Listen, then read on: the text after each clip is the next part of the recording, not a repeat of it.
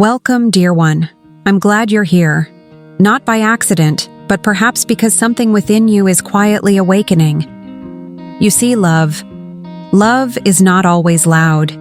It doesn't always announce itself. In fact, the deepest love is often the most silent, hidden behind glances that linger, behind words unsaid, and gestures you may have missed.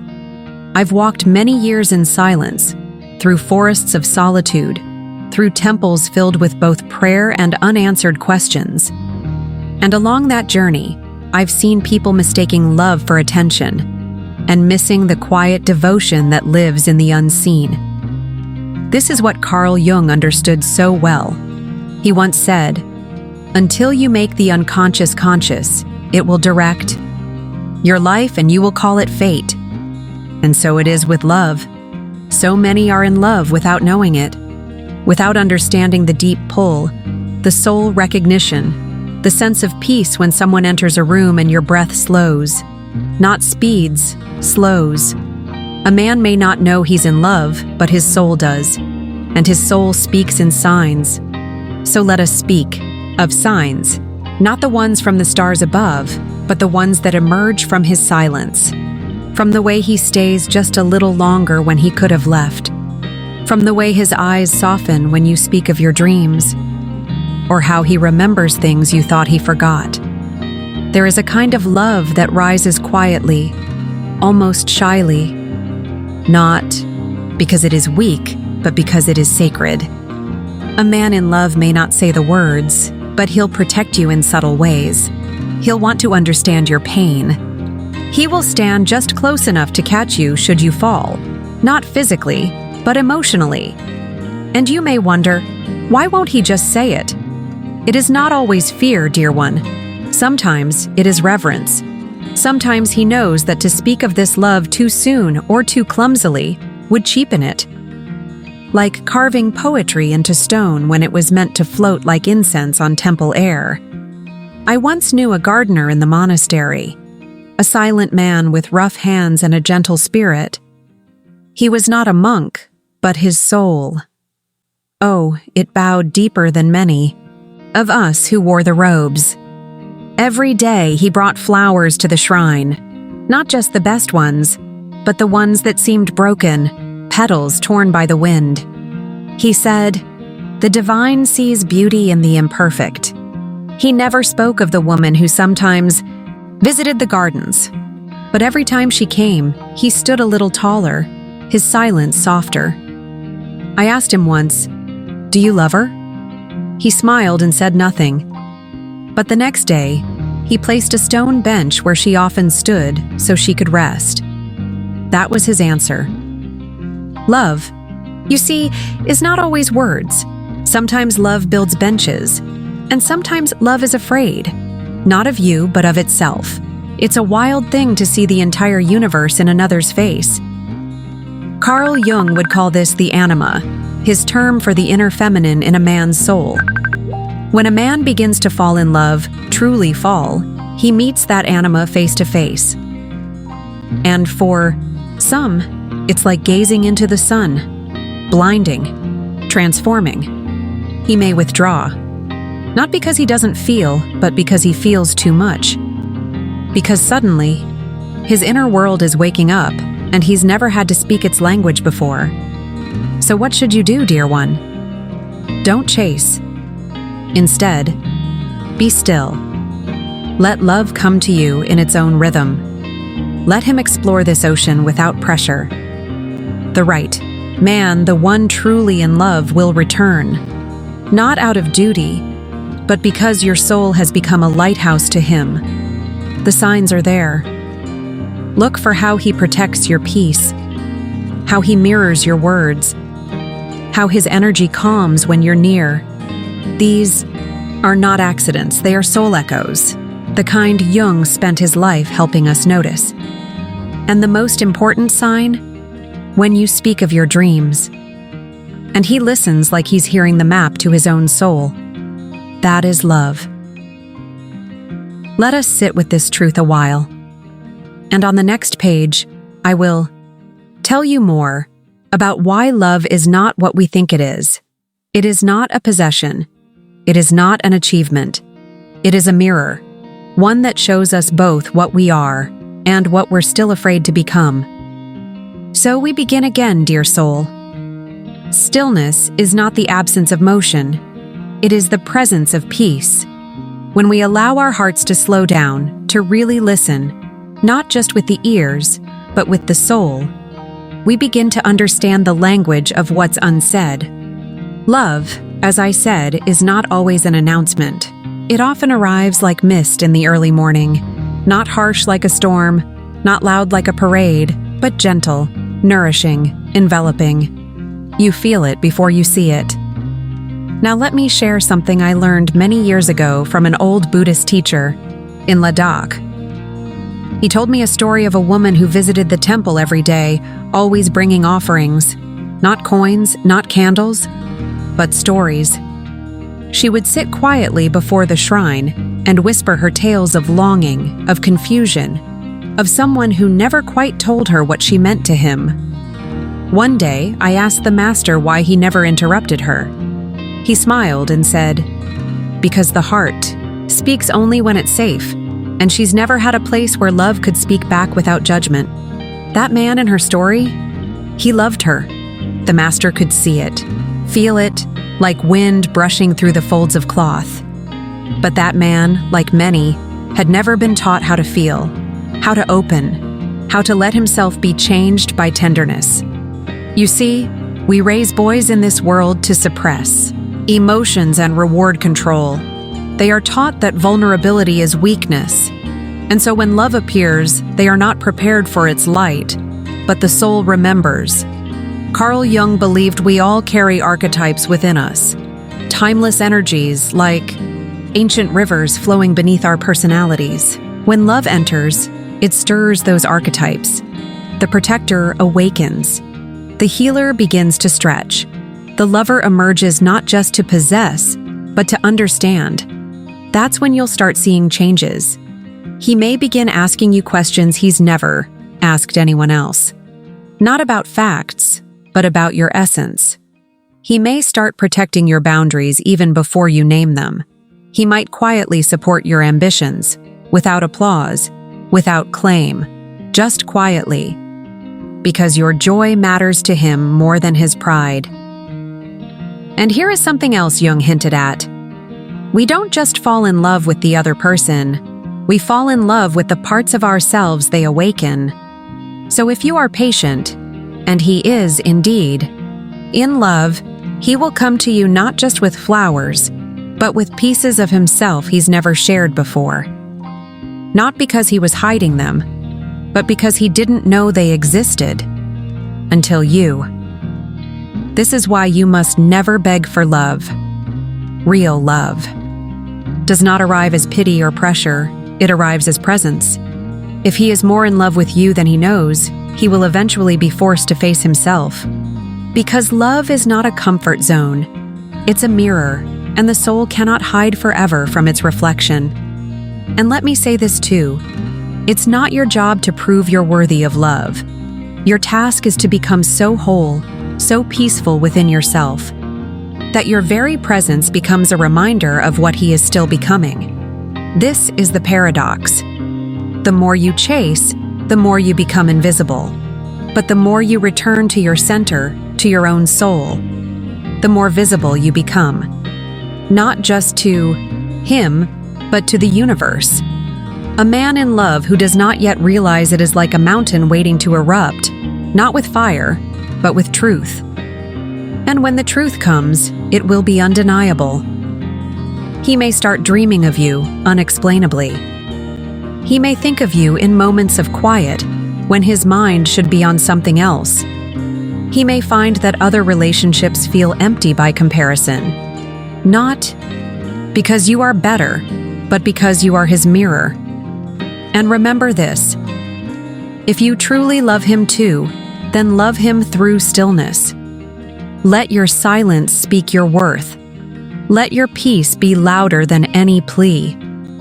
You do not need to remind the soul what it already knows. This stone has sat here for many seasons. The rain touches it, the sun warms it, the wind caresses it, and it says nothing. Yet it remains, strong, present. Be like the stone. Let love come to recognize your presence, not because you shouted, but because you stayed true to your essence. And when he realizes, when the veil lifts, it will be unlike any confession you've heard. Not grand, not performative, but sacred. There is more to this story, more to love's quiet unfolding. In the next page, I'll tell you how to tell the difference between fantasy and true soul love, and how you can begin to prepare your heart for the connection that's already seeking you. Because love is not waiting on the other person, it's waiting on your readiness.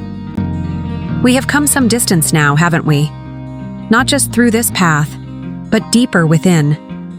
And I sense you're beginning to feel something shift, not just about him or about love, but about yourself. Because love, real love, doesn't begin when someone falls for you. It begins when you start seeing yourself, not as a seeker of affection, but as a vessel of presence, wisdom, and light. And now we must talk about something very important: the difference between a soul connection and a soul projection. You see, dear one, sometimes when we long for love, we create it in our minds. We take someone's potential, or their kindness, or even their pain, and we wrap it in our hopes. We begin to see not the person in front of us, but the one we imagine they could become. This is not your fault. It is a part of being human. Carl Jung spoke deeply of projections, how the unconscious, especially when unhealed, casts parts of itself onto others. We don't fall in love with a stranger. We fall in love with what they represent to us. So when you believe he is more in love with you than he knows, ask yourself first, do I see him as he is, or as I want him to be? This is how soul love begins, with truth, not fantasy. I've seen many hearts ache not because love was absent, but because clarity was. The mind had written a love story, but the soul had not signed it. But when the connection is real, it feels different. It's quieter, steadier. You don't feel addicted to their presence. You feel anchored by it. You don't need constant validation. You feel known, even in silence. And he won't come to take from you. He will come to see you. When a man is truly in love and his soul is awakening to that truth, his actions will begin to align with his essence. He won't just want to be near you. He'll want to be worthy of you. He'll listen, not to reply, but to understand. He'll make space for your truth, even when it challenges him. He'll start healing things in himself that he once ignored, not for your approval, but because your presence makes him desire growth. You see, love is the great mirror, and when it's real, we stop running from our reflection. But here is something you must never forget: whether or not he chooses you, whether or not he understands the love he feels, you must still choose yourself. Don't wait for him to awaken. Awaken yourself.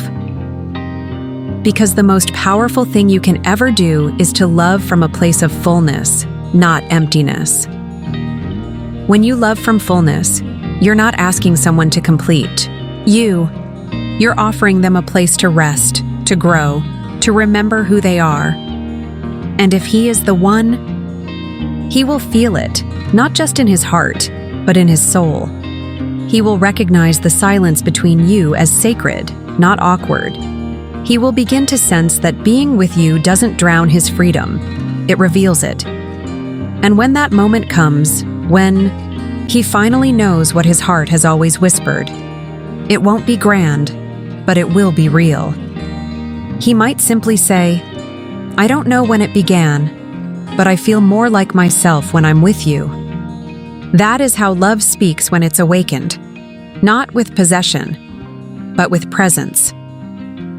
Let your love be sacred. Let it breathe. Let it grow in the quiet. And let him come not because you pulled, but because he remembered. Remembered who he is. Remembered who you are. Remembered the soul connection that never needed convincing, only revealing. In our next conversation, we'll go deeper into the lessons the heart must learn before it can truly hold love. We'll speak of timing, inner alignment, and how the soul knows long before the mind ever catches up, because the soul never forgets. It only waits. Do you hear that, dear one? That soft, steady stream? It doesn't rush. It doesn't force. It simply flows. It carries leaves, light, time itself, and still remains unchanged in its nature. Love, when it is real, is much the same. Let us now speak of something most hearts find difficult to accept: timing. It's one of the most sacred elements of love, and also one of the most misunderstood.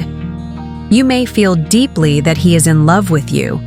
You may notice the signs, the pauses, the weight behind his words, the way he looks at you when you're not watching. And yet, he does nothing. He holds back. He stays in the shadows of almost and maybe, and it hurts, doesn't it? It's not rejection exactly, but it's not arrival either. It's the waiting room of the soul. And it's a place where many lose themselves. But hear me when I say this. Love without readiness is a seed thrown into winter soil. It holds the potential of spring, yes. But if you try to force it to bloom before its time, you will only bruise. Carl Jung once said, "Until you make the unconscious conscious, it will direct your life and you will call it fate." What does this mean for love? It means that if a man has not yet brought his wounds into the light, if he has not faced the patterns he's been repeating, or healed the stories he tells himself about love and worth, then even if his soul loves you, his fear may speak louder than his truth. And what then? Do you wait forever? Do you stand at the edge of your own life hoping he awakens? No, my dear. You honor his journey, but you do not abandon your own. You must ask yourself, what is my heart teaching me in this season of waiting? Am I learning to trust timing, to detach with grace, to stay open without staying stuck? Because sometimes, the delay is not denial, it is divine design. It gives you both time to become the person your love needs to thrive. It gives space for ego to soften, for clarity to rise, for the masks to fall. So if he is more in love with you than he knows, then the day will come when he no longer needs to know it. He will simply feel it, and it will be too strong to ignore. That is what real readiness looks like. Not just the recognition of love, but the willingness to rise to meet it. You are not here to be half chosen. You are not here to be someone's almost or someday. You are here to embody such truth, such self-respect, such stillness, that even love must meet you with devotion or not at all. And so, I offer you this sacred truth. If it's meant for you, it cannot be lost. But if it's lost, it was only a lesson preparing you for something deeper. Be still, yes. Be open, yes. But also, be wise. Love asks not only for the softness of heart, but for the strength of boundaries. It asks you to discern not just if someone feels for you, but whether they are ready to walk with you. Now, in the next part of our journey, we will explore the final unfolding. How to truly release control and open to what is greater than desire, divine alignment. We will talk about surrender, soul contracts, why some people come to awaken us and others to stay. You see, love is not a destination. It is a path back to yourself. And he is just one mirror on that path, one messenger in the great unfolding of your becoming. Come now, let's take this final step together. Join me for page 5, where we will bring all of this home, to your soul, to your stillness, to the kind of love that no longer waits outside of you, but is awakened within you. You've walked far with me, dear soul. You've crossed the quiet places of the heart, stood beside the river of longing, and stepped through the stillness of uncertainty. And now, we arrive at the threshold, the space where surrender meets trust, where the story no longer belongs to control or waiting or wishful hope, but to something higher. Let us now speak of divine alignment, the final unfolding of love, not as fantasy, not even as fulfillment, but as truth. There will come a moment, if it hasn't come already, when you must let go. Not because you stopped caring, but because your soul no longer agrees to carry a love that's not ready to rise with you. Yes, he may be more in love with you than he knows. Yes, he may dream of you, feel drawn to your presence, sense your spirit in quiet moments. But the sacred question is no longer, does he love me? It is this love aligned with my highest peace? When you surrender, not in despair but in wisdom, you release the grip of longing and open to the movement of grace. And grace knows how to return what's meant to be yours. In perfect timing, with no force, no striving, no convincing. It could be that he will awaken. It could be that the love within him will rise like a tide, unstoppable and clear. He may look at you one day and say, I couldn't explain it until now, but it was always you. Or perhaps he will not, and this too must be sacred. Because love is not proven through possession. It is proven through peace. I once knew a woman who waited for a man her soul deeply recognized. She felt him before he even knew himself. But in the years, she waited. She did not wither. She rose. She learned. She became a vessel of compassion, stillness, and power. And one day, when he returned, he found her not clinging, but complete. They did not meet at the gate of desperation. They met in the temple of alignment.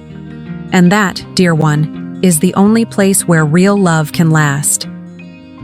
So here is what I offer you now, not answers, but deeper clarity. If he is yours, nothing will prevent his soul from finding its way back. Not fear, not time, not even his own confusion, because the soul always knows what belongs.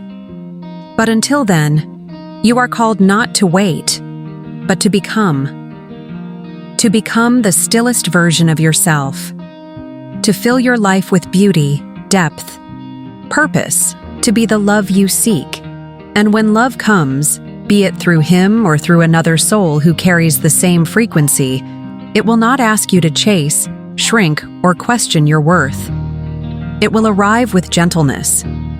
It will recognize you, and it will stay.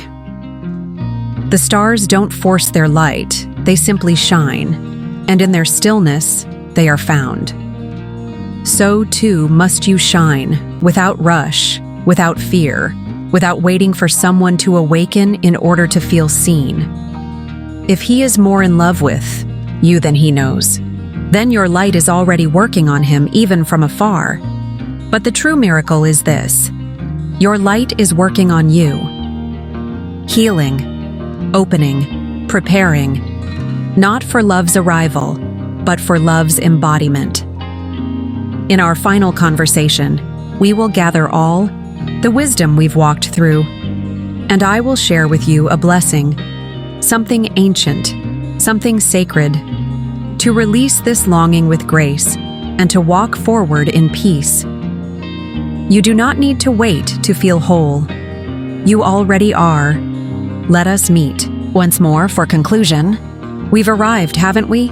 At the final breath of this journey, the place where longing dissolves into wisdom, where attachment releases its grip, and presence becomes the home of the heart. Let me begin this final reflection with a truth I hold dearly. You were never chasing love. You were chasing the parts of yourself that love was meant to reveal. He may have touched something in you, something ancient, something eternal, and that is beautiful. Because every soul we encounter on this path is either a mirror or a messenger, sometimes both. And he, perhaps more in love with you than he realizes, was the spark that ignited your inner knowing, not because he chose you, but because you began choosing yourself. And this, my dear one, is the true love story. In my younger days, before I took these robes, I loved someone deeply. Her presence was like music, soft, unpredictable, unforgettable. But the world pulled us in different directions. She chose a different life, and I chose silence. For years, I believed something was unfinished, that maybe one day we'd find our way back. But as the seasons passed, and I sat longer with myself in stillness, I came to see she did not come to stay. She came to awaken. She came so I could remember parts of myself I'd buried beneath fear and form. She was not the destination. She was the opening, and in that way, she became my teacher. You see, the soul's journey is rarely linear. Some we meet to build with, others we meet to burn through. But all who touch our hearts leave behind a message wrapped in their presence. So tonight, I offer you a blessing, not to bring someone to your door, but to open the door within your heart, to peace, to presence, and to the sacred joy of your own becoming. May your heart no longer wait in the shadows of someone else's silence. May you remember who you were before the longing arrived. May your soul feel full in the presence of your own light. And when love comes, as it surely will, may it find you not needing, but ready, because readiness is the miracle. And love, true love, honors readiness above all else. You were not meant to beg for love. You were meant to become it, to radiate so brightly from within that those meant for your soul will simply recognize you, not by how you look, but by the silence they feel in your presence. The kind of silence that says, I've known you before the beginning. So if he is more in love with you than he knows, trust the divine timing. But more importantly, trust yourself, your peace, your path, your power. Because whether or not he ever says the words you long to hear, you are already whole, and the universe will never withhold what is truly yours. Thank you for walking with me. May your journey forward be filled with stillness, truth, and the kind of love that never has to be chased, only received. This chapter closes here, but your story is just beginning. You are not waiting for love. You are becoming the one who no longer has to.